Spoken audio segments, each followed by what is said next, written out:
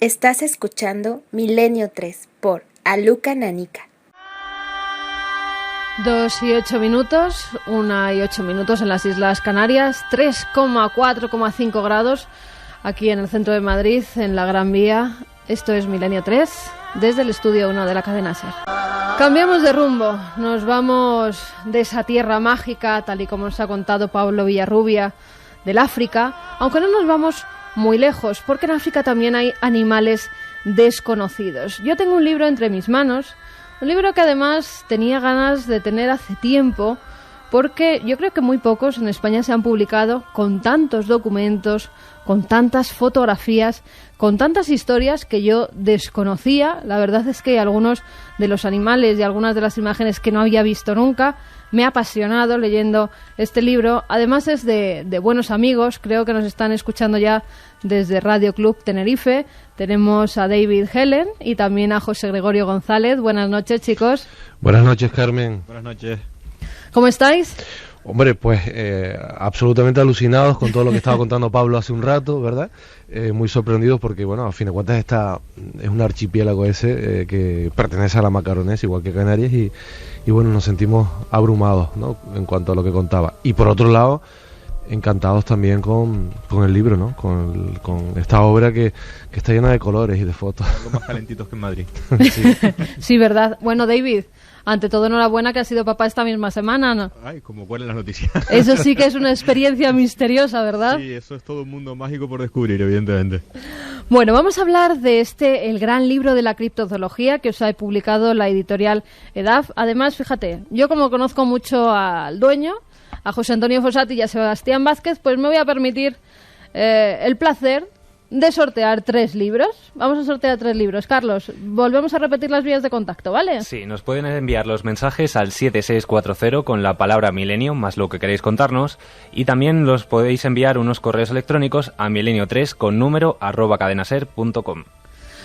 José Gregorio, normalmente cuando hablamos de criptozoología parece que nos estamos refiriendo siempre a animales de otros siglos, a animales prehistóricos, pero hoy en día también se siguen descubriendo nuevas especies. Antes de que me contestes y antes de que me empecéis a narrar cuáles son esas nuevas especies que se han descubierto hace apenas unos meses, vamos con la introducción que nos ha realizado Carlos Cala. Cada año se incorporan a los catálogos zoológicos cientos de nuevas especies animales, algunas de ellas de un tamaño más que considerable. Todas ponen de manifiesto que a pesar de vivir sumergidos en la era de Internet, los viajes espaciales y las telecomunicaciones, el planeta que habitamos aún conserva regiones inexploradas en las que encontrar criaturas desconocidas para la ciencia. José Gregorio, David, nos seguimos encontrando con descubrimientos casi cada mes. Además, bueno, aquí en Milenio 3, cuando damos esas noticias, ya sabéis que amamos profundamente la naturaleza y siempre nos hacemos eco de los nuevos descubrimientos. Pero en vuestro libro me he encontrado con animales excepcionales de los que nunca había visto fotografías. Son tremendos. Cuéntanos el último descubrimiento, contadnos el último descubrimiento que más os haya impactado. Hombre, es complicado seleccionar uno porque, como tú dices, cada X tiempo, cada muy poco tiempo, nos sorprendemos con nuevos hallazgos, incluso en lugares donde creíamos que estaba todo descubierto, ¿no? Pero si hemos de citar uno, a mí particularmente me hace... tengo mucho interés en citar el okapi, ¿no?, que es un animal que además se utilizó en el diseño del logotipo de la Sociedad Internacional de Criptozoología, y que desde hacía 50 años no se había vuelto a ver en libertad. Es decir, y es curioso porque esta criatura fue un descubrimiento reciente del mundo de la zoología, pero igualmente habían pasado 50 años sin volverlo a ver, sin tener fotografías, sin tener ningún tipo de indicio, y se volvió de nuevo a poder observar en libertad, lo que implicaba que el animal seguía vivo, ¿no? ¿Cómo podríamos describir, para que la gente se haga una idea, a este animal? Bueno, pues imaginémonos algo parecido a una jirafa de menor tamaño, de un cuerpo con una especie de rayas marrones y blancas, y bueno, pues la estructura es básicamente igual, cuello largo y unas patas pues muy parecidas a una jirafa, pero de menor tamaño, como digo. O sea, que son criaturas grandes, Carmen, son mamíferos, ¿verdad? Lo habitual es que se descubran insectos, estamos acostumbrados a ello, ¿no? De vez en cuando algunas pequeñas aves, pero sorprende que aparezcan mamíferos y que algunos mamíferos sean de gran tamaño, ¿no? Lo que anima a los criptozoólogos a seguir en sus indagaciones, porque son descubrimientos que se hacen para la zoología oficial, es decir, para los libros de zoología académicos, no para los catálogos locales, ¿verdad? Para las poblaciones indígenas que conocen perfectamente esos animales, que los tienen descritos y bien diferenciados de otro tipo de criaturas, ¿no? O sea, este dato es importante porque se puede tender a pensar que estas criaturas no existen para nadie, y eso no es así. Existen en la mayoría de las ocasiones para las poblaciones nativas, y para quienes no existen es para la zoología oficial, ¿no? Fíjate, dabais un dato en el libro que de 1994 al año 2004, una década, el Fondo Mundial para la Naturaleza elabora un informe en el que hay 361 nuevas especies. Efectivamente. Y vamos, se puede seguir continuamente, de hecho nosotros lo seguimos, esta cantidad ingente de avistamientos y de descubrimientos nuevos que al mes se pueden contar y que realmente aparezcan, ¿no? Y que realmente sean tan importantes como para que aparezcan en los medios de comunicación. Y siempre hay una media de entre 10, 15 de nuevas especies que van apareciendo cada mes, con lo cual no es de extrañar pues esa cifra tan grande, ¿no? Y ahora, por ejemplo, aunque pueda parecer algo contradictorio, el que los polos se encuentren derritiéndose en algunas zonas ha promovido pues que algunas especies sean descubiertas en la Antártida, ¿no? En lugares donde hasta aquel momento no se tenía acceso, y gracias a que, bueno, desgraciadamente a que esas zonas se derriten, pues las cámaras, los investigadores tienen acceso y encuentran nuevas especies totalmente extrañas y que para la ciencia son totalmente nuevas y que desconocemos absolutamente todo de ellas. Como un pez al que no se le hiela la sangre, ¿visto? Exactamente, un pez con una sangre azul, efectivamente.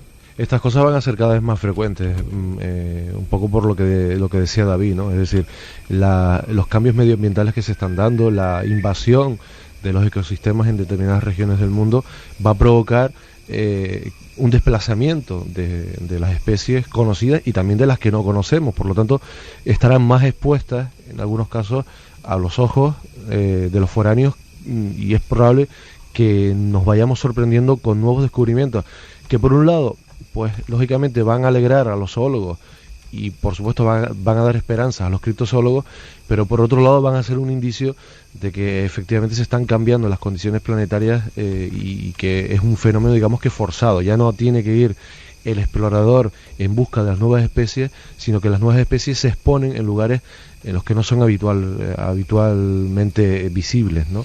Y esto Juanje Vallejo, ¿querías apuntarnos algo? Sí, es que hay una cosa que me parece clave que decía José Gregorio, y es que efectivamente, o sea, el tema es que son animales desconocidos para la ciencia, pero sí que son animales conocidos para las tribus indígenas. En este respecto es que yo viví una anécdota muy curiosa en el Madidi, en el año 2005. En la selva del Madidi está al norte de Bolivia, es una de las mayores reservas que hay de la biosfera en América Latina y de la cuenca amazónica. Y me pasó una cosa muy curiosa, ves que habían catalogado un mono, un tipo de mono pequeñito, en el año 2005. Estuve hablando y entrevistando al director del Parque Natural del Madidi, y se había hecho una subasta en internet que había que pagar $3.000 para ponerle el nombre al mono y así, bueno, pues seguir investigando los zoólogos en esta zona. Y recuerdo que me dijo un indígena tacana, los tacanas son los indígenas que hay en esa zona ahí, me dijo, si el nombre del mono vale $3.000, yo tengo en la panza por lo menos 15.000. O sea, se los había comido desde que era niño y para él era algo normal, pero los zoólogos jamás los habían visto. Bueno, ahora que dices eso de la panza, he leído en vuestro libro que en Chipre se descubrió en un mercadillo precisamente donde estaban vendiendo su carne una nueva especie de ratón. Sí, además, si no recuerdo mal, era una especie de ratón bastante antigua, era casi que un antepasado, puede ser, si no recuerdo mal. Creo que estamos hablando del... bueno, habían varios, era el Musipriacus, un ratón de la edad, que prácticamente se considera de la edad de piedra. O sea, la ciencia no lo conoce, pero en cambio, la gente que está, como decía Juanje, allí viviendo continuamente en la selva o en las aldeas, están acostumbrados no solamente a ver esos seres, sino a comer su carne. Me tengo en cuenta otro dato interesante, Carmen, es que nuestro compañero Gustavo Sánchez, que es coautor también junto a nosotros de este libro, estuvo durante 2 años en Venezuela participando en diferentes investigaciones, en parques nacionales, y digamos que compartía el tiempo entre programas de recuperación de tortugas y otro tipo de fauna con sus propias inquietudes en criptozoología, y se encontró testimonios muy recientes, es decir, de hacía muy pocos meses, de observaciones de un felino que se adaptaba como un guante a la descripción de un diente de sable. Es decir, estamos hablando de una criatura que entendemos desapareció hace en torno a 10.000 años de la faz de la Tierra, con el último gran cambio climático que se dio, y que sin embargo en esa región venezolana formaba parte de la fauna. Lo describían y tenía un nombre propio para él. Es decir, que es evidente que hay criaturas que forman parte indiscutiblemente de no solo ya de las leyendas, sino del día a día. Es decir, porque catalogarlo todo como leyendas y como supersticiones de estas zonas o de cualquier otra región del planeta puede ser también relativamente sencillo y puede llegar a ser incluso despectivo, pero cuando hablamos del día a día también, cuando te describen perfectamente, te diferencian las características con respecto a otros parientes o a otros elementos de la fauna local, te dicen lo que comen y cómo son sus huellas y en qué zonas concretas piensan ellos que habitan y que son frecuentadas por ellos, pues todo te induce a pensar que efectivamente te están hablando de animales que ven, animales con los que conviven, que obviamente deben de tener un comportamiento evasivo, que evitan a los seres humanos.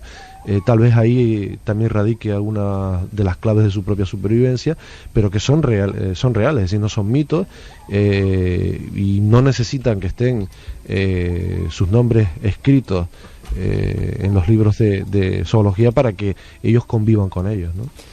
Uno de los animales uno de los tipos de animales que más comentáis en el libro, que a mí me parece muy curioso, porque hay testimonios de que la gente los ha visto, serían esos animales que son un eslabón perdido además entre el hombre y los simios, ¿no? Como sería, por ejemplo, el orán pendek en el caso de las selvas del sudeste asiático, o por ejemplo se me ocurre también el mapinguari en el Amazonas, que yo por ejemplo en ese caso en el mapinguari sí entrevisté gente que decía que lo había visto. ¿Qué tipo de animales habéis recogido en ese sentido? ¿De qué tipo de pruebas nuevas sabéis que hay respecto a este tipo de animales, como el yeti famoso, pero en este caso otros mucho más, digamos, desconocidos? Juanje, vamos a dejar eso para luego, ¿vale? Porque vamos primero con los animales que se han descubierto hace poco tiempo, porque entre ellos, además, fíjate, hace pocos meses volvíamos de la isla de Pascua, y a nosotros, que yo recuerde, ninguno de los restaurantes magníficos que había en esa maravillosa isla nos pusieron en la mesa una langosta yeti. Eso, yo me he quedado loca con la langosta yeti. Una especie de langostón blanco como con pelo y que es descubierta en la isla de Pascua y nosotros sin enterarnos. Contadnos cómo fue ese descubrimiento. Fue todo un hallazgo, sobre todo por lo anómalo, ¿no? De lo que uno puede costar imaginarse una langosta cubierta de pelo, ¿no? Y encima de un pelo, de una especie de pelaje blanco, tan intensamente blanco que claro, fue tan desconcertante el descubrimiento y tan desconcertante el pelo que el nombre que tenían que ponerle tenía que ser obligatoriamente algo, ese, ¿no? Exacto, algo que representara ese desconcierto, ¿no? Y no podía ser otro que la langosta yeti, porque realmente parece alguien o algo que no debería vivir bajo el agua, sino en una región nevada que tuviera ese pelaje para protegerse, ¿no? Tiene unos 15 centímetros y bueno, es ciega. Generalmente los animales que tienen ese tipo de pelaje intenso blanco o ese color suelen ser como albinos, ¿no? Sí, exactamente. Suelen ser ciegos, sí. Mira, tengo también aquí delante el Octoquis, que es un Octopus anesquid. A ver, explicadme esto, porque es una especie de calamar pulpo. También una especie descubierta, si no recuerdo mal, en 2007 en Hawái. Exactamente, fue descubierto, se le llamó Octosquid en aquel momento, que es una mezcla de nombres entre pues, pulpo y calamar, y fue, como bien dices, en la isla de Cajole, en Hawái. Fue descubierto por una máquina succionadora que recogía agua en aquel momento del fondo del mar, agua de baja temperatura, para enfriar un motor con el que se realizaban pruebas. Bueno, al recoger ese agua se coló esta especie por ese conducto al que, bueno, pues por fortuna pudieron tener acceso por su extrañeza los científicos, y durante algunos meses de investigación, aunque aparentemente la especie en un principio parecía totalmente no identificada y algo realmente extraño, tras varios meses de investigación y unos análisis de ADN, se resolvió que era una especie conocida, aunque muy anormal, y sobre todo poder tenerla viva, porque vive a unas profundidades muy bajas, y cuando este animal pues sube a la superficie, sobre todo de manera drástica, suele morir inmediatamente por los cambios bruscos de presión. Duró 3 días. Duró 3 días, lo que permitió realizar esas investigaciones. También esto ayuda a ver un poco la capacidad de resistencia y cómo nos pueden sorprender los animales, ¿no? Soportando cambios de presión tan elevados, ¿no? La verdad es que me lo he pasado genial leyendo y viendo las fotos de vuestro libro. Hay uno que me ha llamado poderosamente la atención, el echidna de Indonesia. Para que los oyentes se hagan una idea, es como una especie, o así lo veo yo, de elefante enano, porque tiene como unas orejas así muy grandes, puercoespín, y como un oso hormiguero por la trompa que tiene, una especie de lo más extraña y yo creo que nunca vista. Sí, realmente es que son tantas las especies que se descubren que claro, que cuesta sobre todo llegar a una conclusión clave de a qué especie determinada pertenecen, y sobre todo cuando encontramos animales que parecen presentar características de varios, ¿no? Que parecen auténticos pues ejemplares mitológicos, ¿no? Sí, parecen quimeras, ¿no? Efectivamente. Ya pasó con el ornitorrinco también, ¿no? Que era o con el celacanto. Claro, una criatura que no debería existir, ¿no? El echidna creo que es de la misma familia que el ornitorrinco, y a pesar de que, bueno, pues un animal en un principio conocido, pues estos descubrimientos pueden ser parientes o subfamilias que ayudan sobre todo a averiguar y a conocer la evolución y la ramificación del origen de esta especie, ¿no? Carlos Largo me hace un gesto así como de que están llegando muchos mensajes. Hay mucha gente que quiere este gran libro, el gran libro de la criptozoología, de David Helen, de Gustavo Sánchez y de José Gregorio González, que nos están hablando desde Radio Club Tenerife. Vamos a dar paso a algunas de esas preguntas y contestamos brevemente si queréis.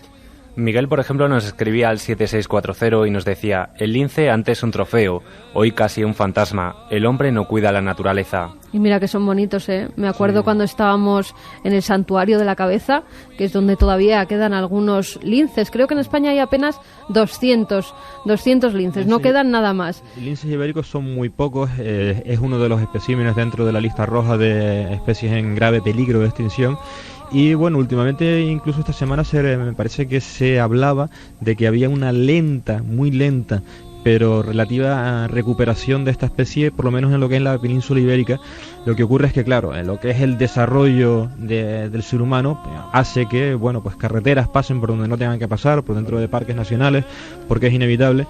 Y esto produce que la mayoría de estos animales, una gran presión, y se vean obligados a cruzar estas carreteras, y en esos cruces pues muchos de los animales sean atropellados, ¿no? Y quizás uno de los factores más determinantes en el impedimento de esta especie en concreto, una especie única en nuestro país, pues es que se ven forzados a moverse por lugares para buscar alimento, y al cruzar esas carreteras pues son atropellados, ¿no? Y eso, unido a que su fragilidad a la hora de desarrollarse es muy escasa, porque conciben a lo sumo dos ejemplares, dos cachorros, y mayoritariamente de estos dos ejemplares suele solamente sobrevivir uno, pues hace que la especie le cueste aumentar en número, ¿no? Estamos matando nuestra naturaleza, eso está claro. Seguimos. Los oyentes también preguntan por la zona de los polos, si se pueden encontrar allí nuevas especies. Sí, a eso nos referíamos antes, ¿no? A medida que este fenómeno de cambio climático pues siga su rumbo, pues lógicamente se van a producir muchos descubrimientos también a nivel geológico, a otros niveles, ¿no?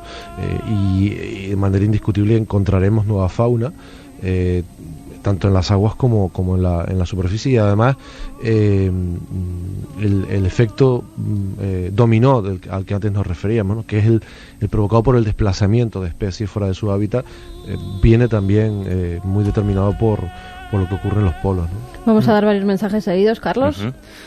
También nos dicen: saludos, me llamo Arturo Mosquera, soy biólogo y me apasiona la criptozoología.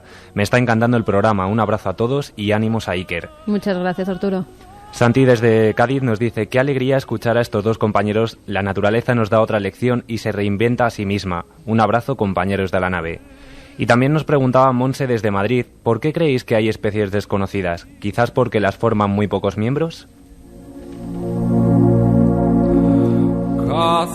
Pues porque hay muchas cosas desconocidas, yo creo, ¿verdad? Esa sería la respuesta. Hay tantas cosas que no conocemos, hay tantos animales que viven en el agua, que viven encima de los árboles, tantos pájaros, tantas aves, tantos mamíferos que aún están por descubrir. Pero es que cada año, y yo me voy a quedar con una noticia que en voz de Carlos Cala nos va a dar, en 2007 y en México, animales extraños, animales prehistóricos. A comienzos de 2007, México vivió una auténtica oleada de avistamientos de insólitas aves, de un color marrón parduzco y de un tamaño gigantesco. Numerosos testigos afirmaron haber presenciado seres extraños, parecidos a los pterodáctilos, enormes reptiles voladores que desaparecieron de la faz de la Tierra hace 70 millones de años. Bueno, porque sé que sois muy rigurosos en la investigación, en la documentación, pero esto realmente puede ser que en el año 2007 en México los testigos digan ver pterodáctilos vivos, animales que vivieron hace 70 millones de años. Bueno, ahí está, vamos a ver, aquí encontramos uno de los grandes interrogantes de la criptozoología, ¿no? En el terreno de las aves es donde menos candidatos existen, es donde menos investigaciones se han realizado, pero donde más sorprende al mismo tiempo. Es decir, estamos hablando de esas criaturas que el cine se ha encargado de fijar con imágenes en nuestra mente, ¿no? Esos reptiles voladores de un aspecto, yo diría que siniestro, pero que no solo en México, sino en diferentes zonas de África, también en Indonesia. Es decir, si no fuese, Carmen, porque de una forma reiterada se describen este tipo de criaturas, la verdad que podríamos pensar que son, malas observaciones, leyendas que se originan en un lugar determinado y que, bueno, que por cuestiones del momento llegan incluso a trascender a la prensa. Pero la verdad es que las evidencias se acumulan, y estos de México han sido algunos de los últimos ejemplos que se han vivido de algo que, por ejemplo, en regiones africanas se conoce como el congamato, es decir, criaturas que tienen ese aspecto, que incluso se abalanzan sobre los nativos y acerca de los cuales no tienen dudas, ¿no?, de su existencia. José Gregorio, David, precisamente a raíz de esto hay una curiosidad que siempre he tenido, a ver si me la aclaráis, porque hace algún tiempo, era como 10 años, una publicación del Misterio estadounidense se embarcó en una búsqueda de una foto que todo el mundo decía haber visto, o que mucha gente decía haber visto, pero que nadie encontraba. Era una foto de la cual han aparecido montones de versiones apócrifas y algunos fotomontajes, en la que un grupo de cazadores posaba delante de lo que se llamaba un Thunderbird, un pájaro de trueno. Y la verdad es que aquella búsqueda culminó eso con diversas versiones de la misma foto, parece ser que todas ellas apócrifas. Pero ¿esa foto ha existido alguna vez? ¿Ha habido algún vestigio de que ese pájaro de trueno en los Estados Unidos fuese real alguna vez? No, hombre, lo del nombre de pájaro de trueno viene por las antiguas civilizaciones americanas, bueno, pues que hablaban tenían en su cultura ese dios alado, y que perdido hasta nuestros días con ese nombre por los avistamientos modernos. Yo dudo muchísimo que esa foto realmente exista en algún lado, y probablemente esa historia de cazadores de pterodáctilos, de animales prehistóricos, provenga de una historia que sí realmente está documentada y que es real, y que es la cacería o la supuesta cacería o el ataque de un pterodáctilo de grandes dimensiones a unos vaqueros en aquel momento, en 1890, en Texas, en Thompson, donde justamente se ocurrió el famoso OK Corral. Allí, pues varios vaqueros fueron atacados. Ellos iban montados a caballo y fueron atacados por un pájaro que ellos describieron sin plumas, de gran tamaño, de una envergadura alar enorme, que les atacó sin apenas provocarle. y que tenía un aspecto, ellos declaraban, de reptil. Ese documento existe, o sea, hay un periódico fechado en esa época, en 1890, donde realmente se cita que eso ocurrió. No hay una foto del cadáver porque estamos hablando de 1890, no es como ahora que tenemos cámaras hasta en los móviles. Y probablemente toda esa historia de que esa foto existe y demás provenga de esta historia que hombre, es verídica, por lo menos en el periódico, pero no se puede comprobar porque no quedó vestigio de este animal que supuestamente estos vaqueros pues acribillaron a balazos y acabaron con su vida, ¿no? Y creo que es ahí unir una parte de lo que podría ser real a una parte de lo que probablemente sea leyenda, sobre todo porque, como dices, esa foto se ha visto repetida inusualmente en muchísimas formas y siempre con soldados que parece de la época, del séptimo de caballería. Sí. Exactamente, bien retratados, bien colocaditos todos con el pie encima. Incluso, si no recuerdo mal, uno de los investigadores criptozoólogos, Loren Coleman, dio con el maquetista que creó este pájaro para realizar esa foto. Incluso ofrecía imágenes de esa maqueta realizada por ese maquetista para realizar ese fraude fotográfico. Mira, las últimas fotografías que están circulando, Santi, repiten básicamente esta historia, pero con el Yeti. Son la de oficiales nazis que supuestamente en su famosa expedición al Tíbet se habrían tropezado con el Yeti. Es decir, actualmente las técnicas digitales permiten, imagínate, reproducir y montar cualquier tipo de imagen que se desee. Pero tal vez la historia del pájaro de trueno sea interesante recordarla, porque tiene que ver probablemente con tradiciones nativas que se originaron a partir de la observación de los huesos fósiles que encontraban en los lechos de los ríos y en otras zonas de grandes mastodontes. Incluso es posible también que de algunos dinosaurios. Es decir, encontraban en una especie de precursores de la paleontología, encontraban este tipo de restos fosilizados, quedaban al descubierto, tal vez cuando se secaba un río, cuando se producía algún tipo de accidente en el terreno, y a partir de ahí se creaban o se alimentaban aún más viejas leyendas de luchas entre pájaros del trueno, entre monstruos de los ríos y de los lagos, que han llegado hasta nuestros días con toda esa carga mitológica, que bueno, que lo de pájaros de trueno viene a partir del ruido, del estruendo tan grande que estas aves, que eran capaces de ocultar el sol, hacían al batir sus alas, ¿no?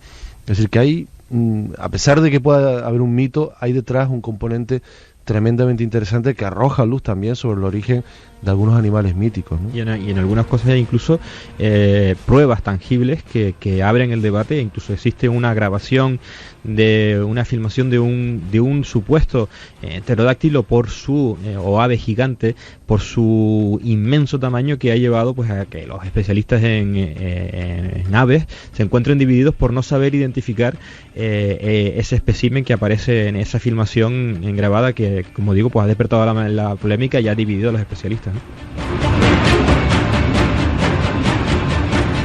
Imágenes y también testimonios, como el que recogéis en el libro. En 1976, en Texas, dos niños, Jake David, de 14 años, y Tracy Lawson, de 11, que fijaos y que escuchen los oyentes muy atentamente la descripción que dan.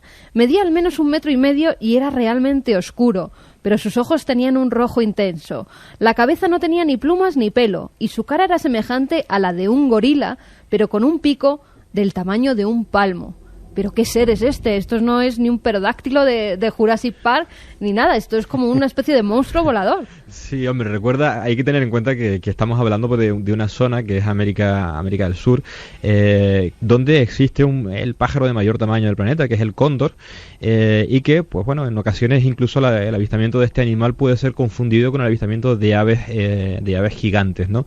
En este caso, el cóndor podría ser una interpretación exagerada de lo que estos niños están hablando, ¿no? Porque generalmente, pues eso, tiene una especie de plumachos en la base del cuello, la cabeza calva, y pues puede dar esa impresión de algo más de lo que pudiera ser. Pero curiosamente existen varios testimonios y que se han mantenido hasta hoy. Hay una historia de un niño que afirmaba, y pues corroborada por su padre, que afirmaba intentar haber sido capturado por una especie de cóndor gigante muchísimo más grande de lo normal.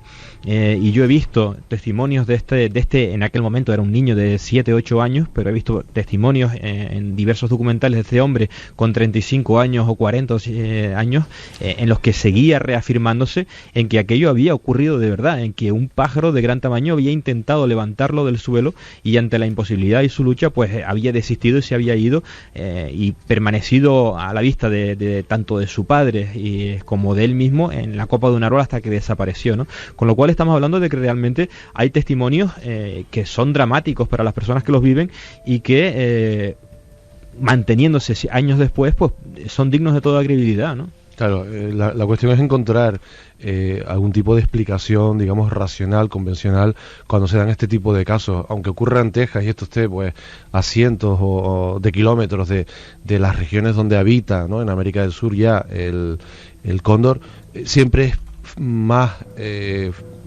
factible, más racional pensar en algún tipo de inmigración, en algún tipo de incursión de cóndores en esta zona, que no en que estamos ante una especie desconocida y que desafía por completo lo que se sabe en este ámbito, ¿no?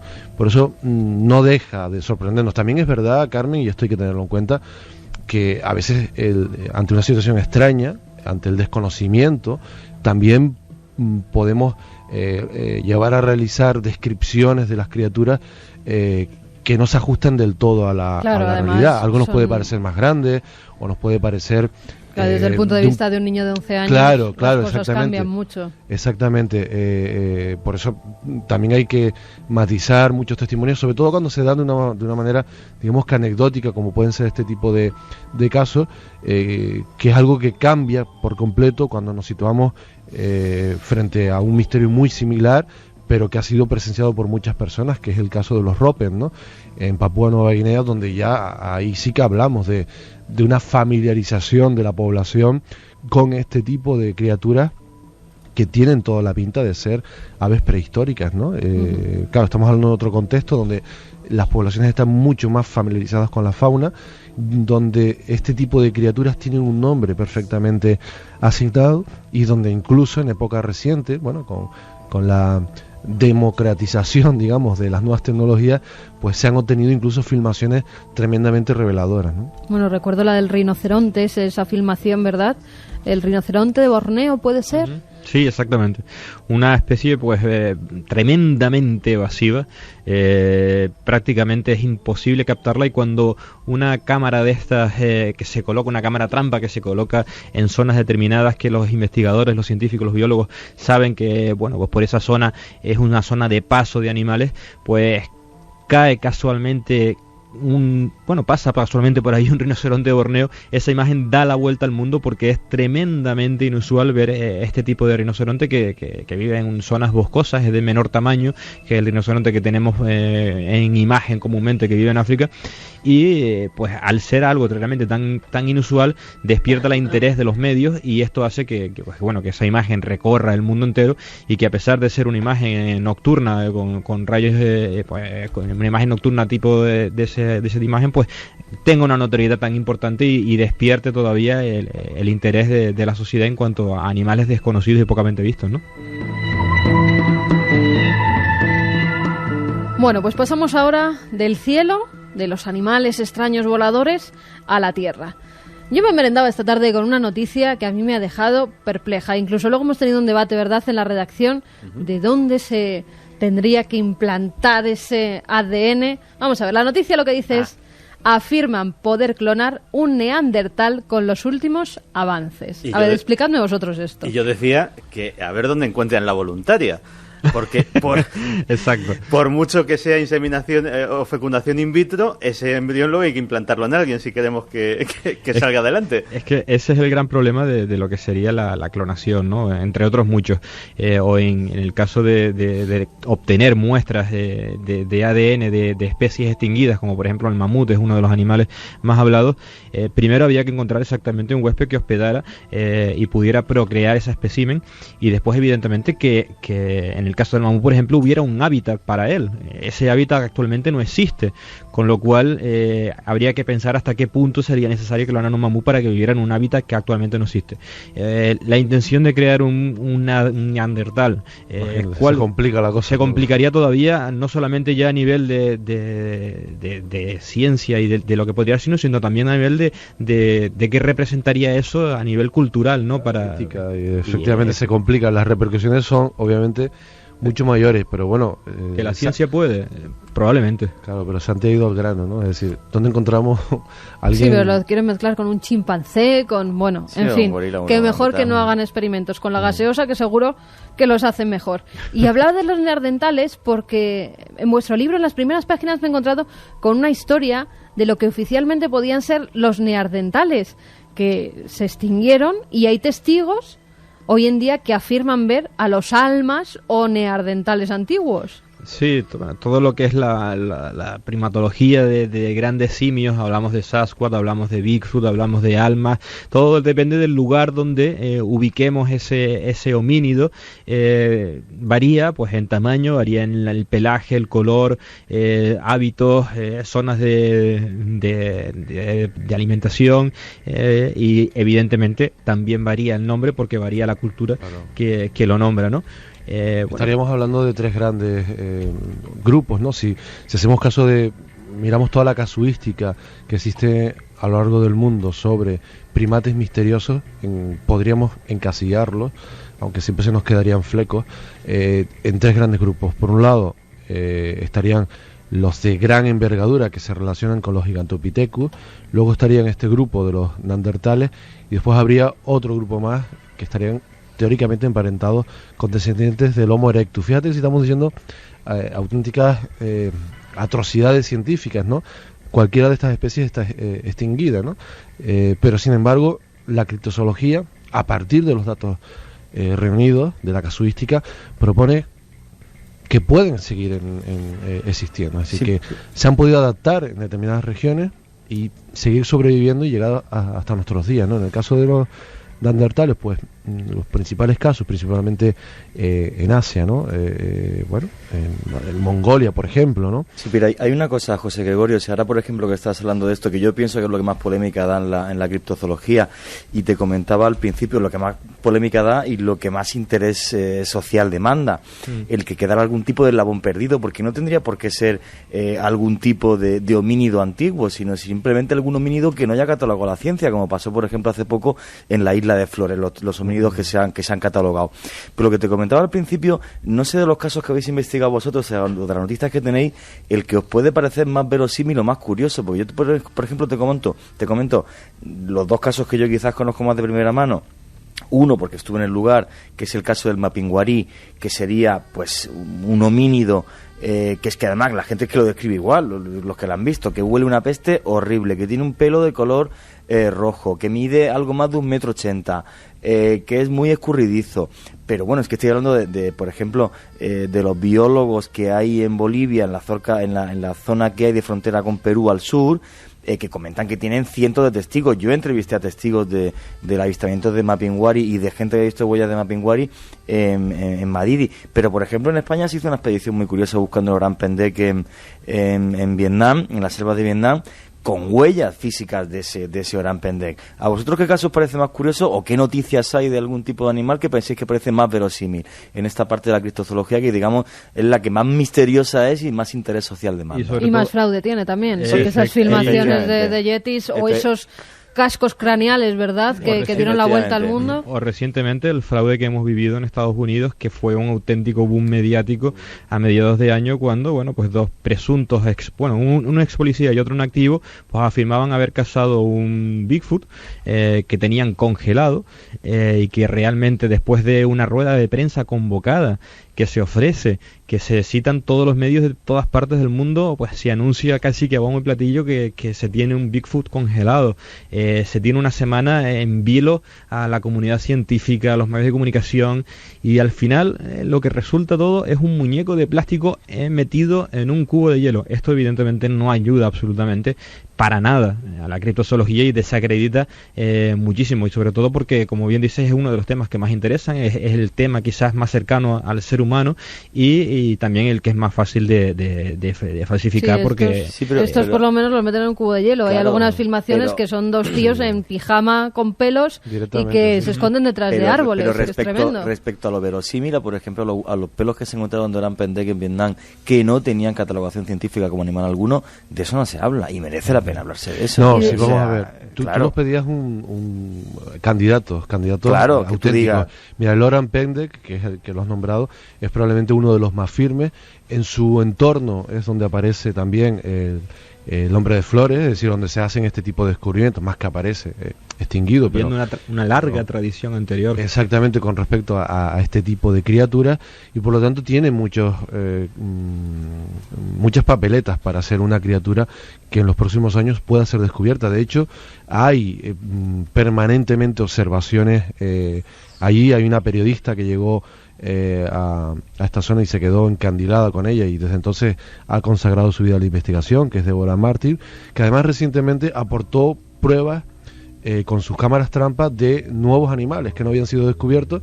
Hombre, no han pillado al Oran Pendek, pero han logrado descubrir nuevas criaturas con este tipo de cámaras que saltan cuando son activadas por estas criaturas en la selva, ¿no? Pues ese sería uno, el Oran Pendek, ¿no? Una criatura que lo llaman el hombre de los bosques, de un pelo marrón tirando a anaranjado, andar bípedo. Incluso en este caso se habla de comunicación, es decir, hay relatos en los que se describe cómo se comunican entre sí estas criaturas con el cuerpo cubierto de pelo, menos el rostro. Y bueno, hay muchos testimonios, ¿no? Es probable que en esta región pueda existir un ser de estas características. De hecho, estas historias son tan creíbles, son tan ricas en testimonios, que hicieron posible que hace 2 años viviésemos un episodio singular, que al final fue un fraude, pero todos los ingredientes que reunía, aglutinaba además datos del Oran Pendek, la expectativa que se había creado con el hombre de flores, es decir, y se creó, en este caso en Malasia, una truculenta historia de un homínido del que incluso se llegaron a obtener a proporcionar fotografías de altísima calidad, que al final resultaron ser un tremendo fiasco, que el famoso homínido de Johor, bueno, famoso dentro de los círculos criptozoológicos, que duró casi 1 año esta historia. Se iban suministrando datos, bocetos, y al final resultaron ser fotografías extraídas de un documental francés, pero que hasta la fecha, como la comunidad criptozoológica es muy celosa en algunos sitios, pues se reservaban la información. En cuanto se dio una pequeña pista por internet, un detalle parcial de una de las fotografías, inmediatamente internet hizo su magia, que es la de tener entrelazados a mucha gente, y se descubrió el fraude en cuestión de horas. Pero también hay que decir que no todo acaba en fraude. Hay, como bien decías, muestras de pelos que están analizadas, y al no corresponder a ningún animal conocido, pues están ahí a la espera de ser identificadas. Recientemente, pelo incógnita, ¿no? Exacto, pelo incógnita incluso. Hay precisamente, al respecto de eso que contábamos del Oran Pendek y de la zona del sudeste asiático, hace apenas unos meses tuve el placer de compartir el plató de Cuarto Milenio con Luis Miguel Domínguez, que vino a relatarnos... Luis Miguel, que además está haciendo una labor tremenda, ¿sí? Porque solemos traer, no me incluyo, pero bueno, animales... Sí. De otros países, y luego no sabemos qué hacer con ellos cuando crecen, porque de pequeños todos los animales son monísimos, pero luego esos lagartos que empiezan a crecer, o esos cocodrilos que pasamos por las aduanas y tenemos de pequeñitos y empiezan a crecer, ¿qué hacemos con ellos? Y Luismi lo que está haciendo es recoger en el Exotarium, que lo está llevando a cabo él, todos esos animales que van soltando y que están haciendo pues verdaderas tremendas cosas para cazarlos él y los animales, porque entre sí se van reproduciendo y tenemos especies pero que no os podríais ni imaginar. Un día tenemos que hacer una visita a ese exotarión de Luismi. Una gran labor la que está haciendo Luismi. Y pues en esta ocasión nos contaba precisamente su experiencia personal en Vietnam. Y Luis Miguel Domínguez no es precisamente un friki, es decir, estamos hablando de un señor que es un naturalista, que es un experto reputado en su rama, y que allí estuvo investigando la existencia de estos posibles humanoides, y con grave riesgo para su seguridad personal, incluso pendiendo sobre él una amenaza de cárcel. Bueno, llegaron a tener unas horas retenido. Efectivamente, llegó a acceder no solamente a las zonas y a los testimonios, sino incluso a documentos oficiales secretos del gobierno vietnamita, en los cuales se demuestra que de una forma completamente discreta, completamente secreta, y de la que no quieren que te ascienda al exterior del país absolutamente nada, el gobierno de este país tiene constancia de la existencia de algún tipo de homínido desconocido en las selvas de la región. Y fíjate, en el libro me ha llamado mucho la atención David José Gregorio, secuestradores de humanos. Vamos a ver, ¿esto qué es? ¿Cómo que raptan niños de algunas etnias, de algunas aldeas que hay ahí alrededor? Una especie de... Y ponéis aquí un dibujo, un grabado de gran mona gigante llena de pelos con un bebé humano en los brazos. Hay historias de ese tipo de secuestros, por decirlo de alguna manera, donde pues en un principio pues parece que estos seres pues atraídos por incluso se habla de bebés abandonados, de mujeres pues que ven niños y los raptan, y son no solamente secuestrados, sino también alimentados y crecen con ellos y acaban cruzándose, con lo cual se amplía todavía muchísimo más allá. Casos como este se reproducían muchísimo en Rusia. Hubo una época en la que salían este tipo de noticias a raudales donde pues aparecían personas que habían sido intentados ser secuestradas, sobre todo mujeres que habían sido intentados ser secuestradas por hombres salvajes en las tundras, ¿no? Con lo cual, bueno, pues siempre el desconcierto, pero aunque todo pueda parecer que solamente hay historias que llegan de personajes aislados, de que no se pueden corroborar, o que todo acaba en fraude, hay pruebas que realmente certifican que algo podría haber ahí. Por ejemplo, hay excrementos, algo que en un principio podría ser anodino, que no podría tener ninguna importancia, pero sabemos que determinadas especies tienen determinados microorganismos en sus intestinos que viven exclusivamente ahí y que se encargan de esa descomposición en los excrementos. Bueno, pues se han encontrado excrementos que contienen microorganismos que no son encontrados en ninguna especie conocida, y algo como eso, tan sencillo como eso, nos ayuda a saber que realmente hay algo ahí fuera que no conocemos. Incluso las huellas de Bigfoot, que existen a millones y que probablemente hay una ingente cantidad de ellas muy falsas, pues hay algunos expertos anatomistas expertos en anatomía de primates, como el doctor Darius Swindler de la Universidad de Washington, que afirma que algunas de ellas tienen marcas digitales que son imposibles o muy complicados por decir, de falsificar, que muestran una anatomía en los tendones de Aquiles, en la forma de pisar, en la forma de las huellas de los dedos, que serían prácticamente imposibles de falsificar, claro, o tendrían que ser hechas por expertos en la materia que no perderían su tiempo en realizar estos fraudes, ¿no?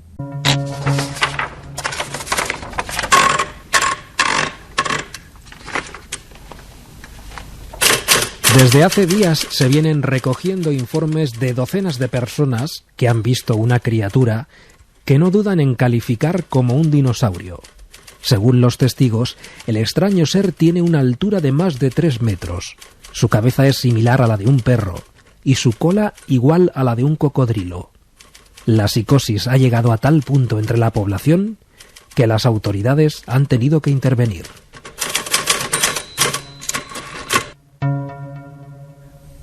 Noticia que nos daba Carlos Cala de dinosaurios en Papúa Nueva Guinea.